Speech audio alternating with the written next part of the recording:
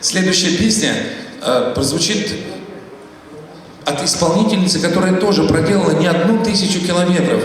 Из села Бердикистях Горного Улуса, Республики Саха, Якутия, Российская Федерация. Композиция, которая называется «Сергутер Телен» — «Огонек надежды». Музыка и слова Далааны. На сцене 17-летняя певица из Якутии Клавдия Иннокентьева. Встретьте, пожалуйста, человек 1000 километров приехал в Костанай. Я вас умоляю, пожалуйста, Казахстан, громче! Прошу!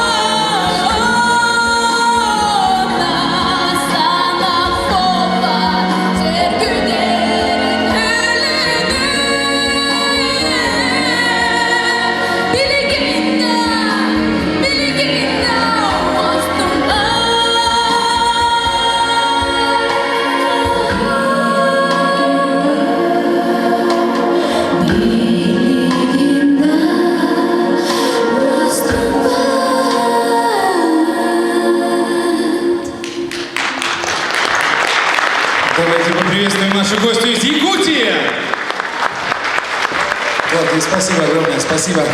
Сербутер Телен, я правильно говорю, да? Сербутер Телен. Телен, хорошо, Телен. Огонек надежды. О чем ты сейчас пела? О чем ты сейчас пела? Ты понимаешь, у нас болгары не понимают по-якутски, а россияне-то понимают, вы же из Российской Федерации, да. А вот для Болгарии специально. О чем вы пели сейчас? Ну, это про огонек надежды, который всегда будет со мной рядом и всегда будет поддерживать меня. Вы очаровательны. Эти аплодисменты вам из Казахстана. Спасибо.